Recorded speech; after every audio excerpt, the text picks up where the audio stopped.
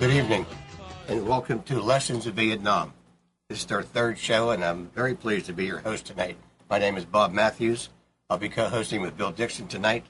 As mentioned in our last show, we have a special show for you tonight.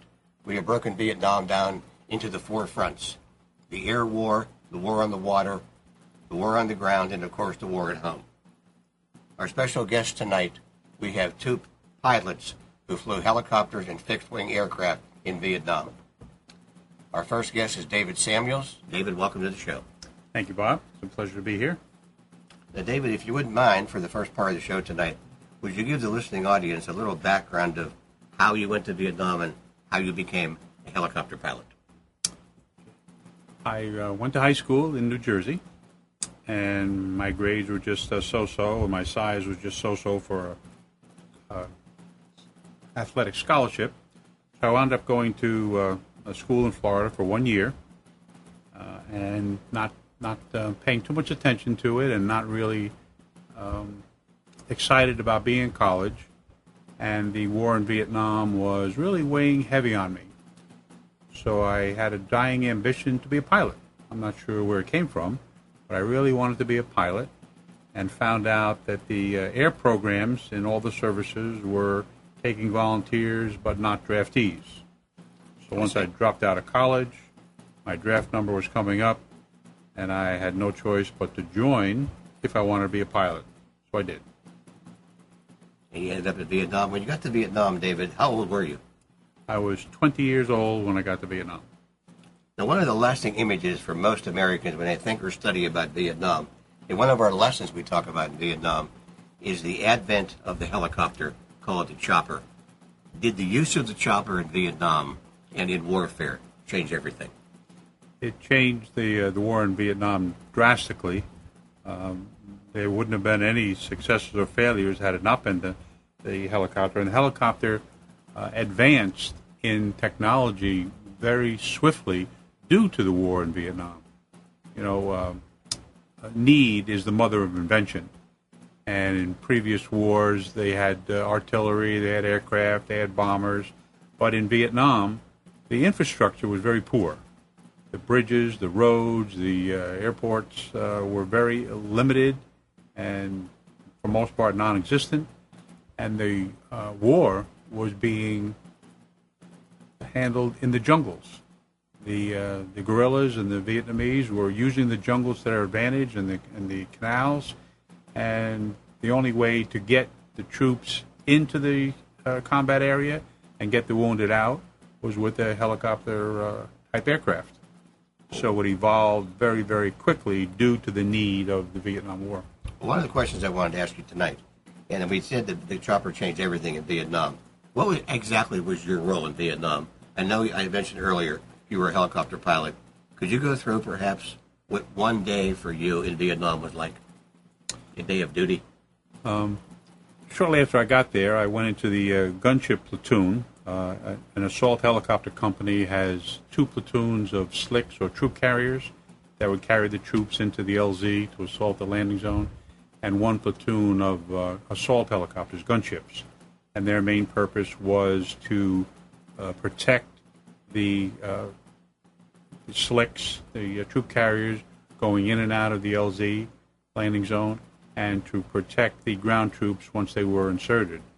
So we would have a briefing the night before to find out where the most enemy activity was that day, and that's where we would plan our attack for the next day.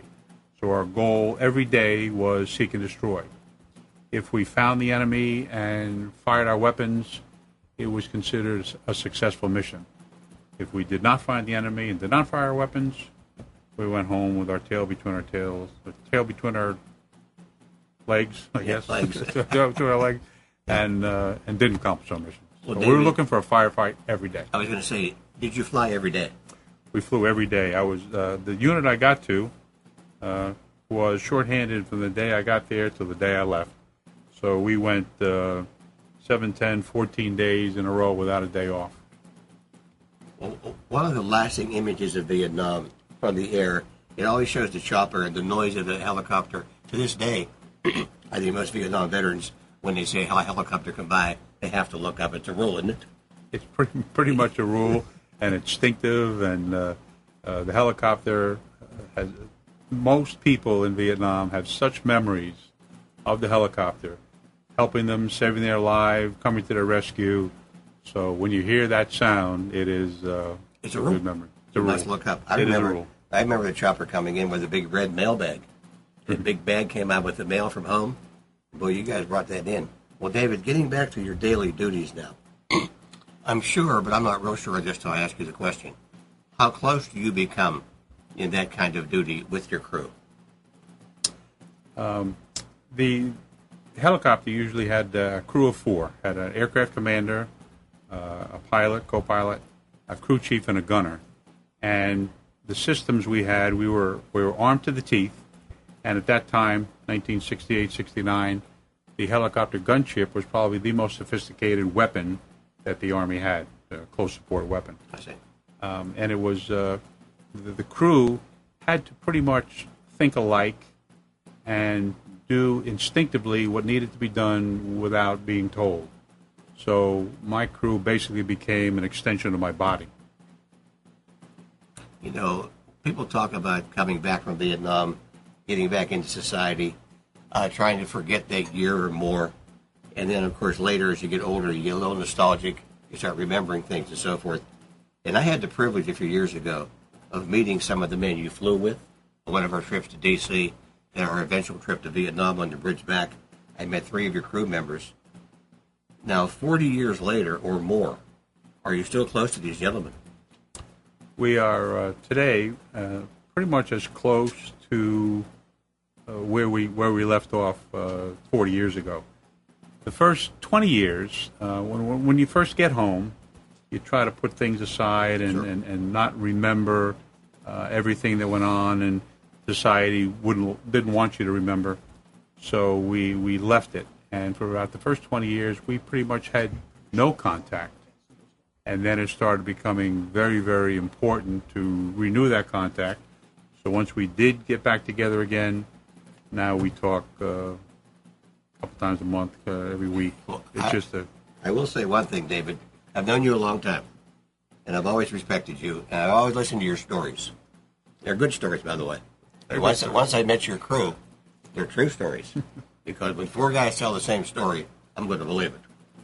Now, David, when you come into class, and you've talked to me before when we were being prepared to teach Vietnam, I was telling you some of the questions the kids are going to ask you. And they're pretty obvious questions, what young people do ask is, being shot down, how dangerous was it? Did you fear for your life every day? And were you, in fact, shot down? I was shot down 3 times over the course of the year. And once I got over the fear, I guess that the first time I got shot down, I was in country for about 7 weeks. And got shot down, and we lived through it with just minor scrapes and bruises, and realized that I was going to live through this. And we did. You know, when you go through flight school, you learn all the emergency procedures about what to do in case of this, Sure. in case of that. But you're doing it under a controlled environment. When in Vietnam, when these emergencies happen, it's not a controlled environment, so you have to remember what you were taught. And that day, everything came back to me. Very good. Everything came back to me just like the book said it would do, and we lived through it. So that's the day I can remember that I realized I wasn't going to die here. It was not my destiny to stay in Vietnam, so I was able to then go in a little bit the other direction and perform my mission without the fear of dying. Well, David, I want to be the first to acknowledge this, and you're a very modest young man. But several men that we've talked to and spoken to all our classes in Vietnam tend to embellish a little bit, but you do not. And when I first met you, I didn't know this about you until I went to your home one day for a dinner. By the way, I haven't been invited back since. But I went to your home for a dinner, and I noticed on the wall a little plaque. The more I read it, it said Silver Star. I looked on your license plate, it says Silver Star. That's one of the highest awards America gives anyone that serves. Without bragging, I know you'll never brag, but would you mind for our listening audience tonight, how were you awarded and why were you awarded this great award called the Silver Star? Well, thank you for acknowledging that. It has become very important to me years later. The Silver Star is the nation's third highest award for gallantry in action for a specific event. And there was one night in March of 1969, a very rainy night, that a combined compound of American and Vietnamese were near the Cambodian border and were being overrun by a way bigger force. There was a battalion-type force that was going to take over this compound and take over some of the area. The weather was so bad that the jets could not fly. They couldn't see the target, so they couldn't hit the target. There was no artillery close enough, so the only thing available was gunships. Yes. So we were called out to go there, and we got there about 11 p.m. at night, and the compound was under unbelievable attack, surrounded, and there's no way they would have lasted through the night. So we started gun runs, and we started shooting and firing at the enemy, and it wasn't a matter of hitting a specific target because they were all over the place. We shot all our ammunition, everything we had, and we were running low on fuel, so we had to go to the closest place to rearm and refuel. And we did that 3 times over the course of the night between 11 p.m. and 5 a.m. when the sun started to come up. That's when what was left of the enemy, because we devastated them pretty badly. What was left of them started to retreat back to Cambodia. They knew exactly where the border was, and at that time we were not supposed to cross it. Right. So they went back to Cambodia, and the compound was saved with minor casualties. So the people on the ground were so excited about being alive, and said that they decided that we deserved the Silver Star, so they put us in for it. You say we? You're being very modest, David. The crew, there was 8 of us on that mission that night. There was 4 in my crew and 4 in my wingman's crew. 2 of us received the Silver Star, and the other 6 guys got the Distinguished Flying Cross. Thank you very much for sharing that. Now, David, one more question I had tonight was one of the, I guess you will say, the well-known phrases in Vietnam. Most people think they know what it is when you say Agent Orange. It's caused a whirlwind of controversy in the world of medicine and with men coming home. Were you involved in the spraying of Agent Orange? And my second question about Agent Orange, were you in favor of it, and did it work? I was definitely involved with the spraying of it, and I was definitely in favor of it at the time. Naturally, no one told us about dioxin, and nobody told us that it would be poisonous, so God forbid the government would ask us to do anything that was hazardous to our health. The only thing I can remember is they were orange 55-gallon drums with a big red X on it that said poison. Now, we thought that meant poisons for the vegetation. Right. And in Vietnam, there was what they call triple canopy jungles, Sure. which meant that there were small brush on the bottom, then medium trees, and then larger trees. Sure. So the bombs and the rockets that we would shoot would be detonated on the upper end of the foliage and never reach the ground. It was so thick. So they found that this Agent Orange would kill the greenery. So we would spray it. The spray ship would be a helicopter or a fixed wing with the tanks and spray machines, and he would fly treetop level to get as much of the defoliant on the trees as possible. Then one gunship would fly behind him low, treetop level, and one gunship would fly high above as a scout. And we would take turns, the gunships, the high and the low. So the spray ship would fly low, and then we would fly behind it to make sure that he wasn't, if he did get shot at, we would roll in on them and destroy the enemy. And so we would fly through the vapors, and when we would get back to our base camp, we would have to hose down the aircraft because there was this residue all over it. And hose down Dave Samuels. Hose down Dave Samuels. and we just didn't dream that it was going to be a cancer-causing agent. But when we came back a week later, it was like winter. The foliage had disappeared basically within a week to 10 days. It went from triple canopy jungle to not desert, but scarecrow type, where they could not hide anymore under the foliage. But when Admiral Zumwalt designed this plan, that's what he had in mind. And a lot of people, and we'll do the War in the Water at our next session, we'll talk more about Agent Orange. Of course, it's had its ramifications today. But I talked to several Vietnam veterans over the years, and most of them were in favor of it then, what it did, what you just explained, and they were in favor of it today. They would do it again. It saved a lot of lives, but, as you said, it had a heavy cost also. It certainly did save a lot of lives, not allowing the enemy to hide as well as he did, because he was great at hiding. As we've seen after the war, all the tunnels and things that he was able to hide in. So it did do it, but I think to do it again, yes, we would, but we'd have to be much more careful about the handling of it and about the human exposure to it. Sure.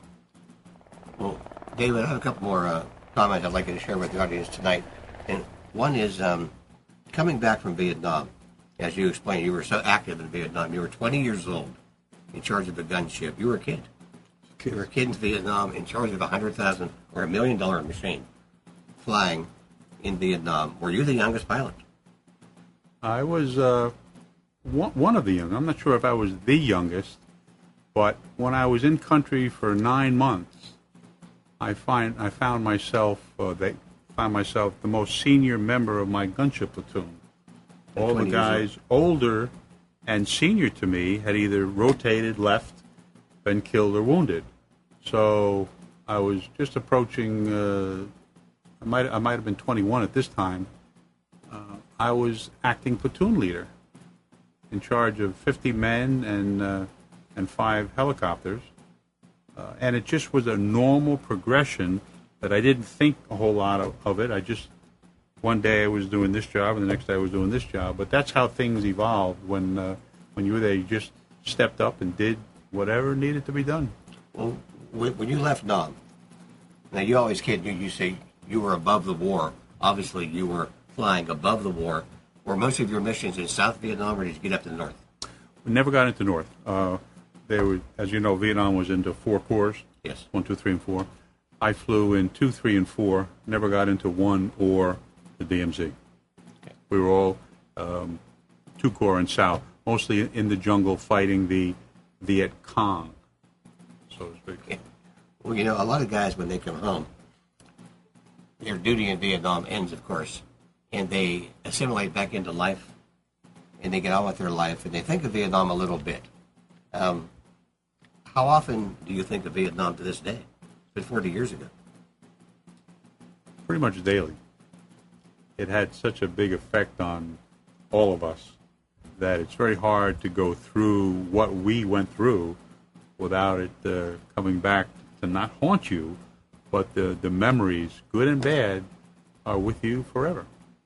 Forever. Well, wait, when you went back to Vietnam in 2009 on the first Bridgeback trip with part of your crew, what did that do for you personally? It was probably one of the best experiences of my life. Luckily, when I came home from Vietnam the first time, walked home 2 arms, 2 legs, and reasonable mental capacity, had a basically what you'd call a good experience. When we decided to go back, all of us on the Bridgeback, we were not sure what we were going to do, or how we were going to be treated, or what the outcome was to be, especially with my crew. So when we got there, we were treated great. We had a wonderful experience, and as you know, I wrote a book, and I was 3/4 of the way through the book and had no idea how I was going to end it. No idea whatsoever until we went back to Vietnam on that trip, and that's where I found the ending. Yeah. What's the name of the book? The name of the book is I Was a Pilot for the Mob. Yes, I was going to mention that Dave is a acclaimed author working on his second book. And David, before we break for the second half of the show, I have one more question for you tonight. Looking back 40 years ago in Vietnam, everything you did, winning the Silver Star, going back to the orphanage and everything like this, looking back, would you do it again?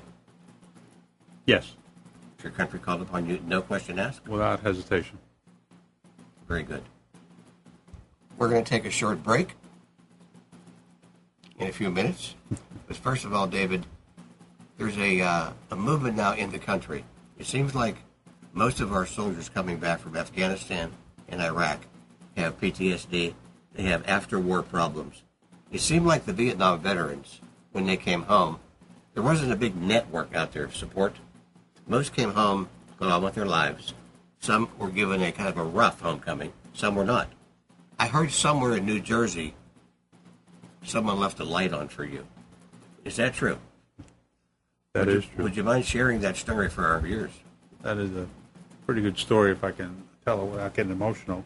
Back in the 60s, Vietnam War was not very popular, and my family was against me going, but not real vocally. They just didn't want anything to happen to me. Right. So when I left for Vietnam, my mother turned on a lamp in our living room. And she said that I was the only one that was going to be able to turn that lamp off. And that light bulb burned for over a year. Over a year. When I came home, the first thing she asked me to do was turn it off, which I did. And the light bulb burnt out about 2 weeks later. It's a great story. That was pretty... There's a lot of stories about coming home from Vietnam. Some are terrible. Some guys were treated terrible. Some guys were spit on, as you know. And as we've gone crisscross the nation and taught Vietnam to, we think now over 10,000 students and something like 700 schools. Questions come up all the time. But for some reason, I can never put my finger on, 40 years later, why the Vietnam story is so popular. That word Vietnam, 7 letters, it may have changed the world. Can you figure out why, to this day, an 18-year-old at Athens Drive High School, or Cary High School, we walk in, they have block classes of 90 minutes. And our lesson plan is questions. 90 minutes, wall to wall. Why is it still so interesting? I think for the most part, from my opinion, there was so many years of no information. It was just cut off. It was just like it didn't happen. And then when the people realized, yes, it did happen, and there was a story to tell, and the lessons of Vietnam are still going on today. The lessons that we learned from that war are still going on and still being learned from that. And the only way they're going to be learned is by relating the facts, what happened, how it happened, who it happened to, and just getting the story out there. So that's why people are just so enamored with finding out the truth. And when they hear it from firsthand, from veterans who were there fighting it, there's really no better way to learn history. Now, feel free if you'd like to call in at all for a question or a comment at 919-518-9773, or you can text us on Skype. No, right there on the chat. On the chat. Computers 2K. Computers 2K. Or you can, Computers 2K voices if they want to connect with Skype. Very nice. Well, Dave, I'd like to thank you for your time tonight. Say that. One more minute. Say that. Computers 2K 2K. voice. Good idea. Computers 2K voice on Skype. Right. 919-518-9773. If you have any questions. Please call us if you have any comments or questions. Now, one thing that mentions about the air war in Vietnam, a lot of people come back and they go right into the business of a pilot. Did you think of being a commercial pilot after Vietnam? I was. Okay, would you go into that a little bit, please? I thought that I wanted to be a commercial pilot or airline pilot, but then I realized that at that time they were flying 3 pilots in the cockpit and a flight engineer, and I would have to not fly for a while. So I got a job with a corporation up in the Northeast. It was the largest ready-mix concrete company in the Northeast. I understand. And I was the corporate pilot and flew the executives around to all the different areas, and it was quite an experience. I needed something to keep my jazz going after Vietnam because the slow down period or the calm down period is not easy. It's not easy. One benefit I had, I was still in the service 2 years after Vietnam. Oh, I see. So I was a instructor pilot and flew all over the country teaching gunship tactics and teaching students. So that was my cool down period was a little bit better than some of the guys who were battlefield on Wednesday and home in their streets on Saturday. That was bad. Well, that's probably what you mentioned earlier is probably the number one lesson from Vietnam that I tell the students, I tell some of the people today that talk to us, is the aftercare policy. Today with our soldiers, men and women, coming back, there's such a large, needed safety net, counseling, different monetary incentives, that the Vietnam veterans had none of that, and some still to this day resent it. And I don't think I resent it, but some do, and they talk about it a lot. Well, the VA has learned huge lessons about the veterans and about war. I can't remember the name of the program right now, but the VA is reaching out to all veterans to please come for help. And there are programs out there in every state and every big city that you can get all the help that you need if you're just willing to ask for it. That's the key. You hit the nail on the head right there. There are probably 50%, maybe even more, of the Vietnam veterans to this day that had never used their GI Bill. They don't want any handouts. They want nothing to do with the government. They come back from Vietnam angry. They come back from Vietnam where they didn't finish the job they started, and they just you can't get them to open up. Well, that's all well and good 40 years ago, but it doesn't work anymore in my mind. No. If you need the help, go ask for it because it's available there. You served your time. You did your duty. Get the help. They're there. Just go for it. Thank you, David. We're going to take a short break. In the second half of the show, we'll continue briefly. Thank you very much. I appreciate it.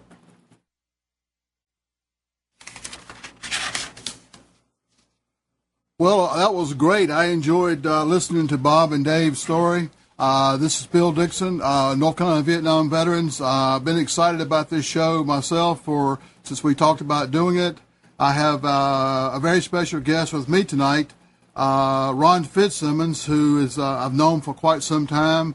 Always very special to me. He was a mentor. We were both in the same business for a while, and we used to call the Colonel the Ronbo, Ron Fitzsimmons. Ron, it was good to have you here tonight, and appreciate you taking time out and come and talk with us.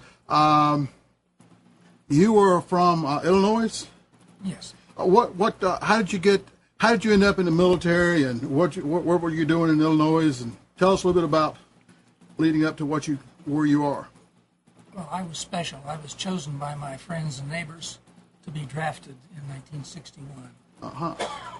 I graduated from college and was married, and had third-degree flat feet, so I didn't think that I would go. But after President Kennedy's speech about Berlin, I was all of a sudden acceptable. So said goodbye to my wife and was off to the Army. I'd never been south before, was sent to Fort Leonard Wood for basic training. They sent me to Fort Sill as a clerk. And less than 4 years later, I was a fixed-wing aviator, first lieutenant on my way to Vietnam in 1965.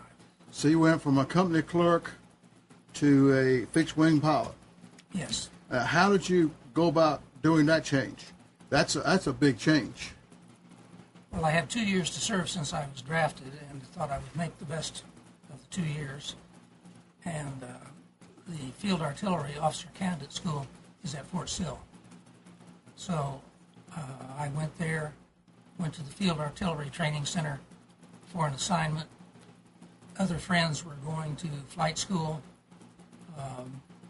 It just seemed like the thing to do. Business was poor, so I thought I would try flying. And right out of flight school, was sent to Texas.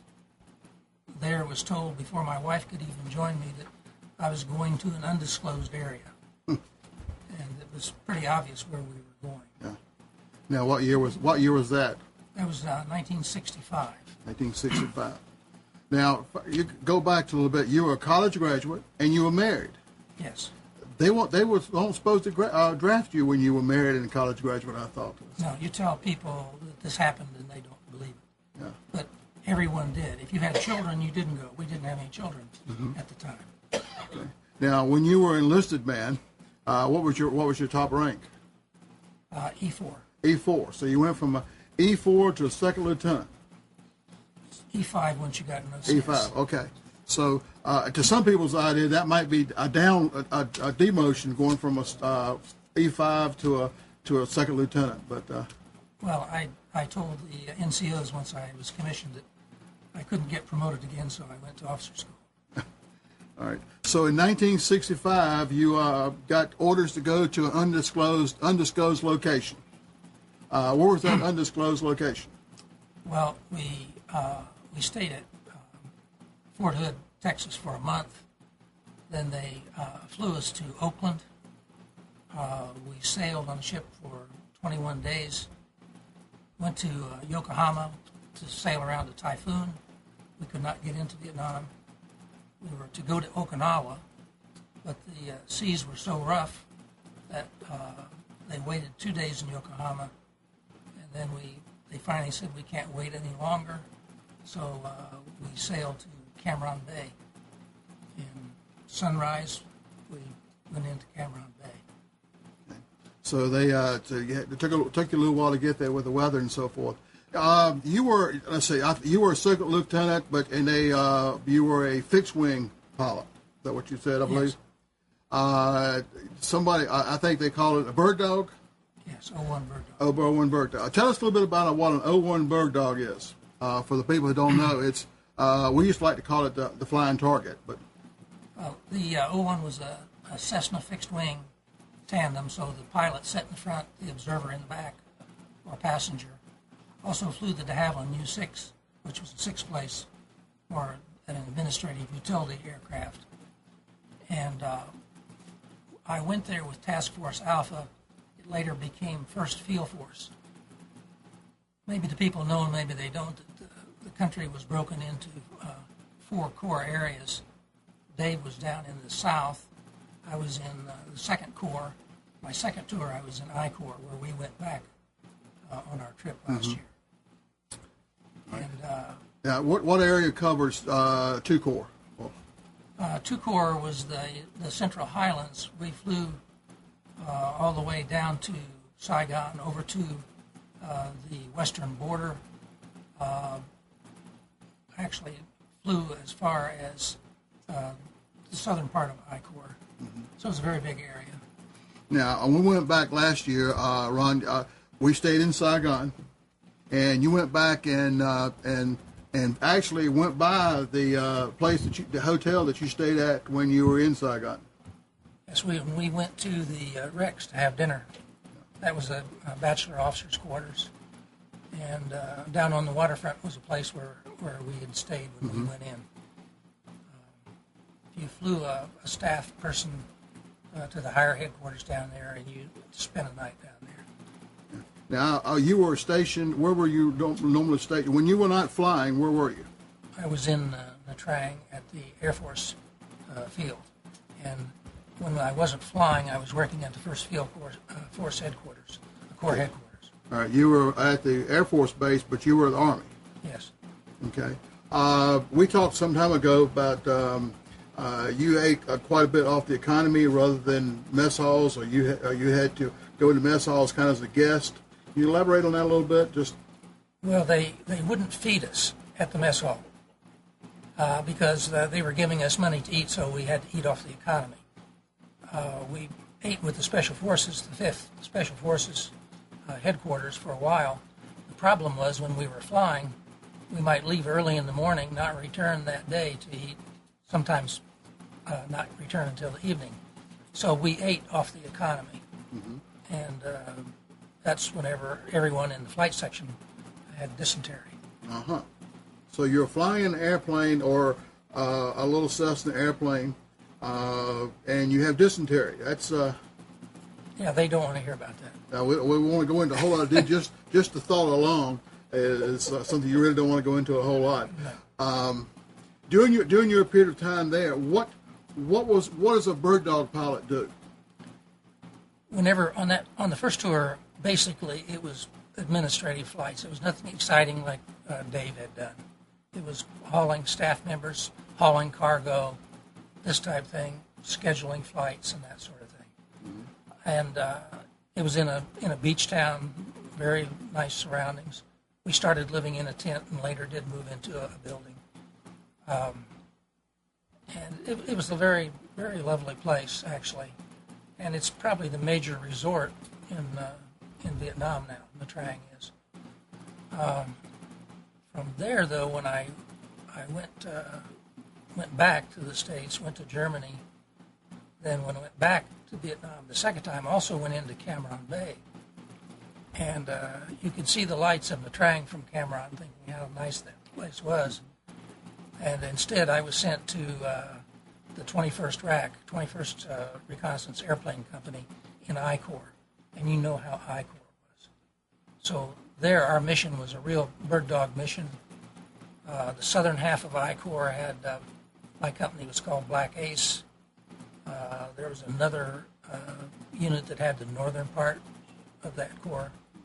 And our job there was to fly reconnaissance, but mostly do artillery adjustment, naval gunfire.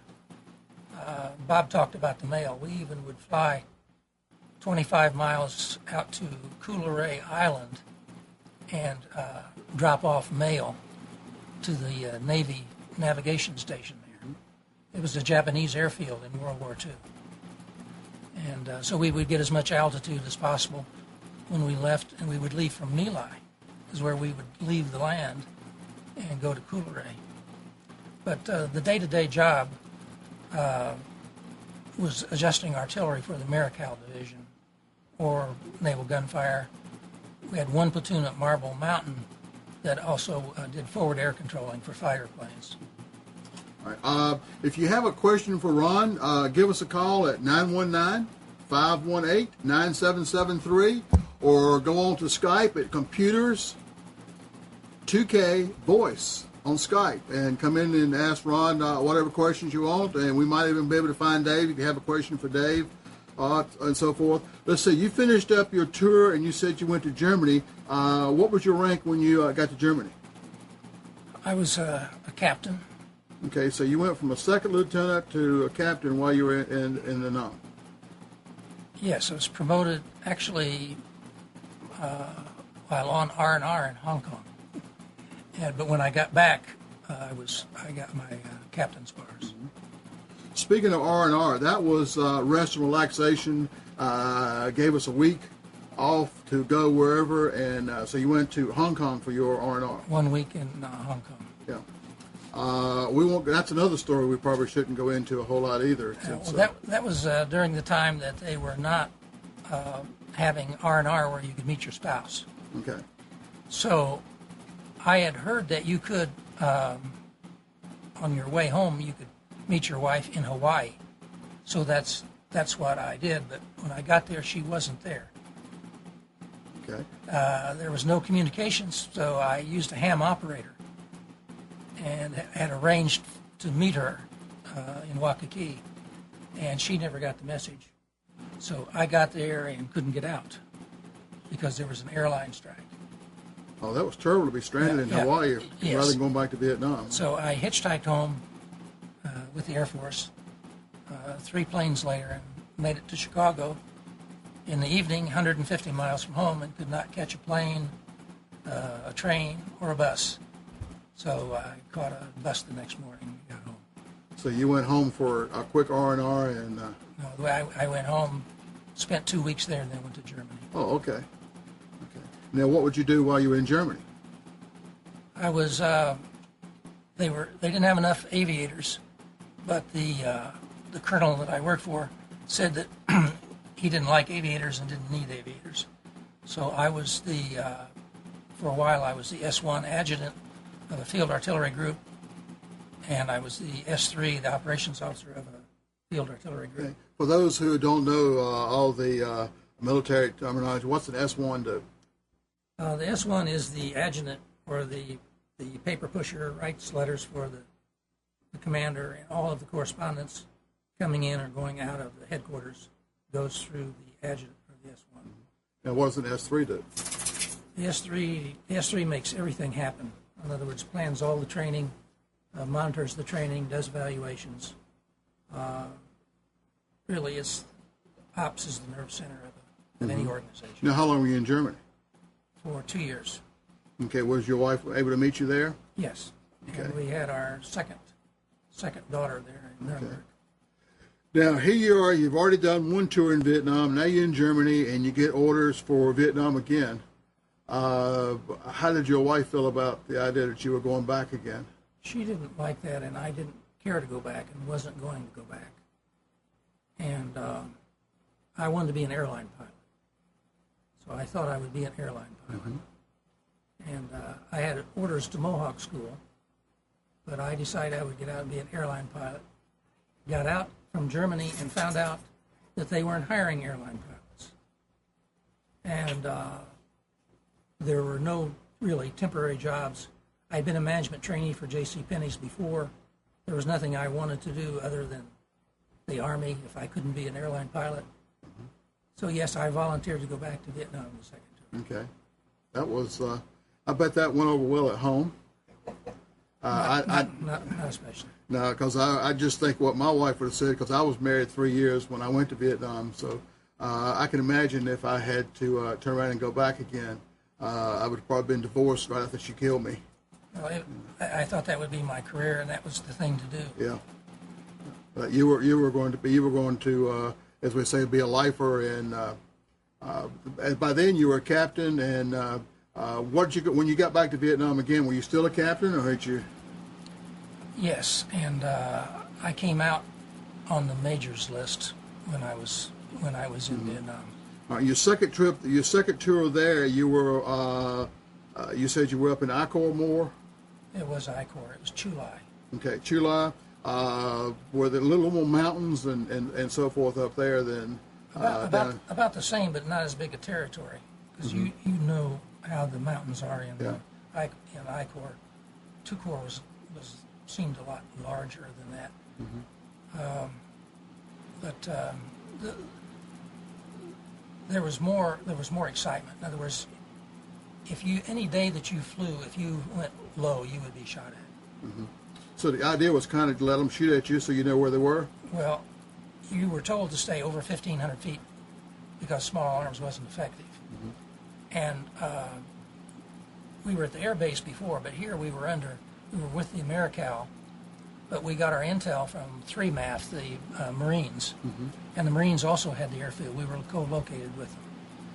And the rules of engagement that we found out that were given to the Viet Cong were do not fire at the grandmother. And the grandmother was the O-1 Bird Dog. Oh, okay. Because we were low and slow. And the fast movers could come in and fly and have to leave in 15, 20 minutes. We could fly 3.5, 4 hours if we had to, and fire artillery. So we had a lot of firepower. Well, just thinking about it, being in a little plane like that, and it didn't have a whole lot of, did it have a whole lot of weapons on it, or what could you shoot back? Had 4 rockets, 2 under each wing, but that was white phosphorus for marking targets. I carried a pistol, I wore a flak jacket, and I sat on a flak jacket.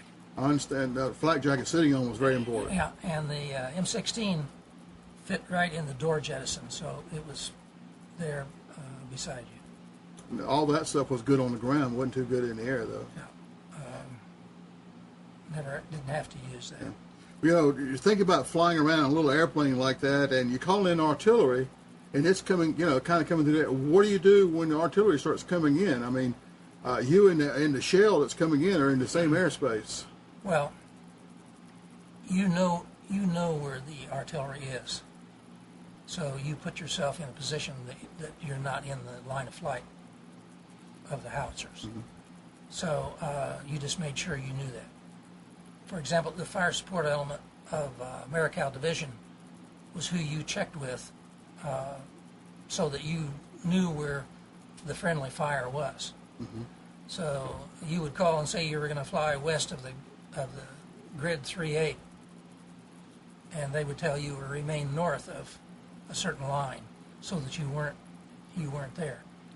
And in practice, that was good. But one time I hitchhiked. I was flying with the CIA airlines, and they were talking about. We asked them about the radios they had in their Goonie Birds, and they did not have the FM. And I said, "Well, how are you getting the artillery advisory so that you're not shot down?" And they said they didn't. So that's the reason they generally flew along the coast. They didn't use this, and it worked. It worked pretty well. Only one time, I was doing a visual reconnaissance, and I had been cleared into an area.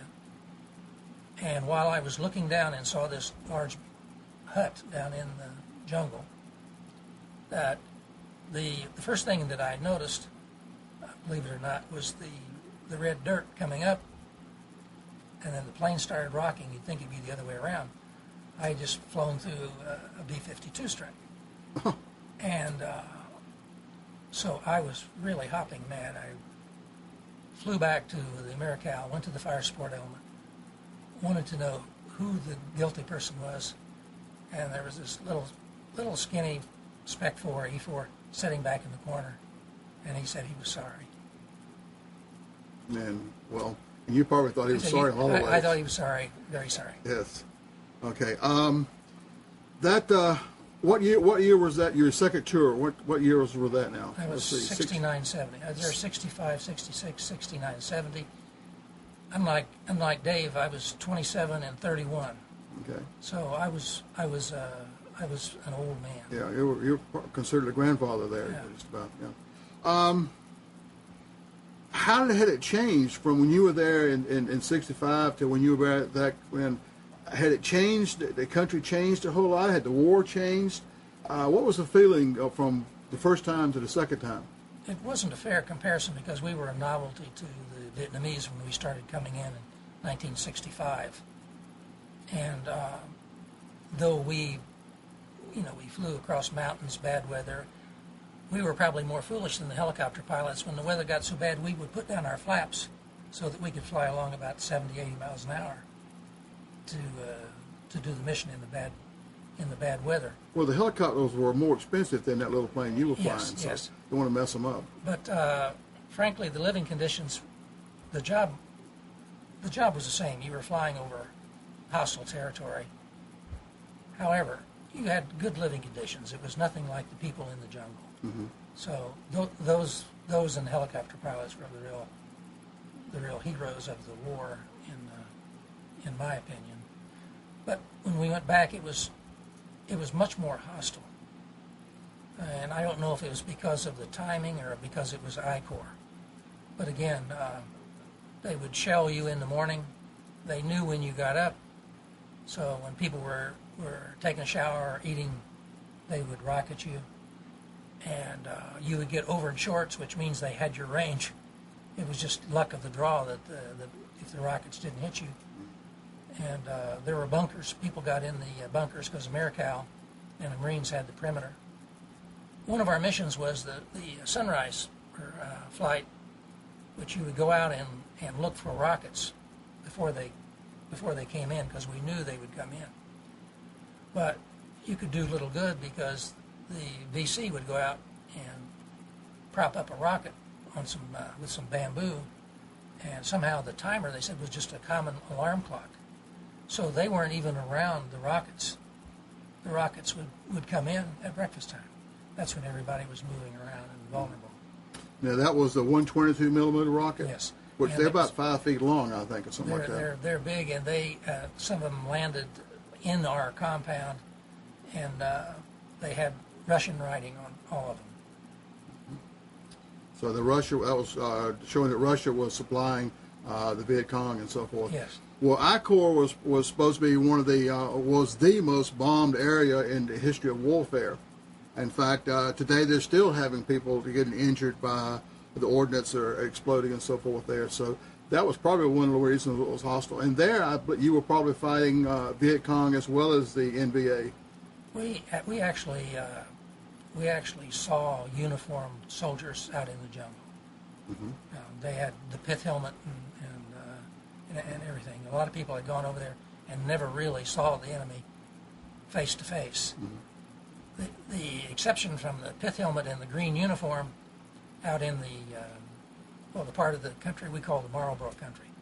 We would fly 2 ships because one ship would get lost. The day that I arrived, nobody really even talked to me because they were all concerned that the supply officer had been shot, and the observer stayed out in the jungle till he was picked up.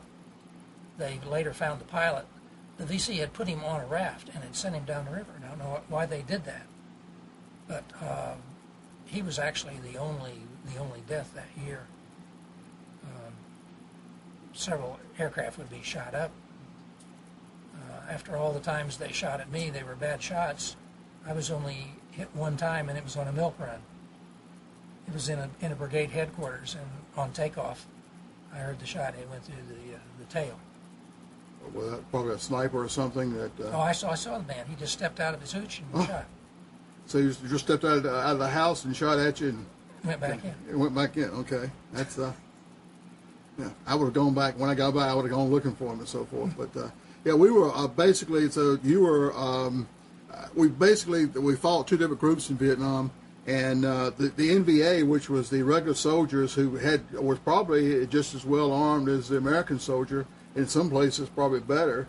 And then there was the Viet Cong. And I-Corps, you had both. When you originated there, it was mostly probably Viet Cong when you were there. When I was checking out the 1st Platoon, and we were doing a mission where he was adjusting, actually he was telling the helicopters where to fire. And we kept going over US-1 and along the rice paddy, and the Marines kept saying, Black Ace, you're being shot at. And we couldn't hear them or see them. The next time around the loop, we shouldn't have been doing the same thing that many times. I looked out the back window, and this VC in his black pajamas was smart enough that he was laying in the rice paddies with his AK-47 and looking up at us. So I looked down at him, and he looked at me. There wasn't any way I could shoot him. He didn't want to shoot me because then the Marines would know where he was.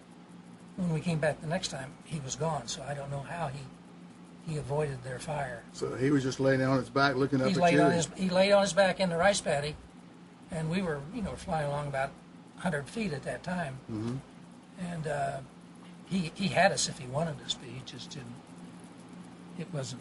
That was his problem, because he knew that if he shot at you, then everybody knows where he was, Yes. and he probably didn't want that either. So. No. You went back with us last year when we did the playground for the orphanage. What was your impressions from your 2 tours in Vietnam back during the war to when we went back in 2012?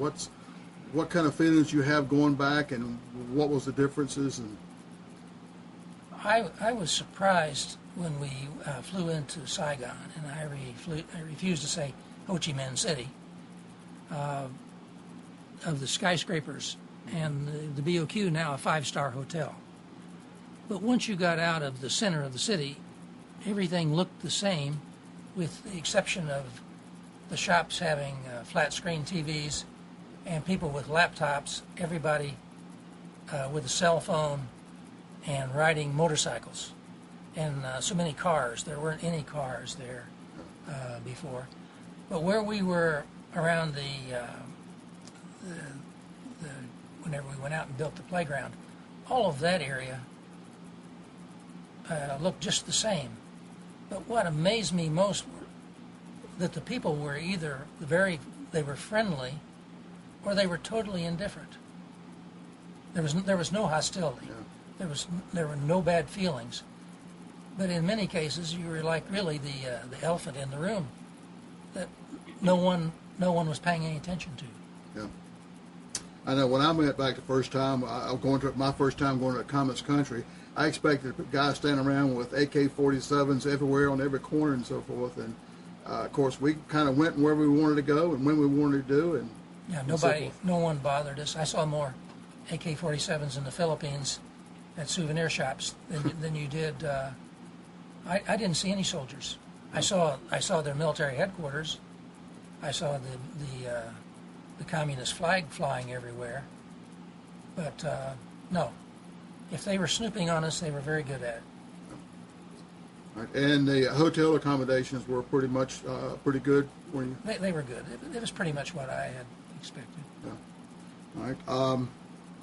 Well, that was Ron. I appreciate you taking your time, and I've enjoyed listening to your stories. And some of them I already knew because we talked before. And next week's show, or the next show we have, will be the war on the water. We're going to have a couple of guests there to talk about a little about the water on the Brown Water Navy and the war and so forth. But Ron, again, I was really appreciate you coming in and giving us your time.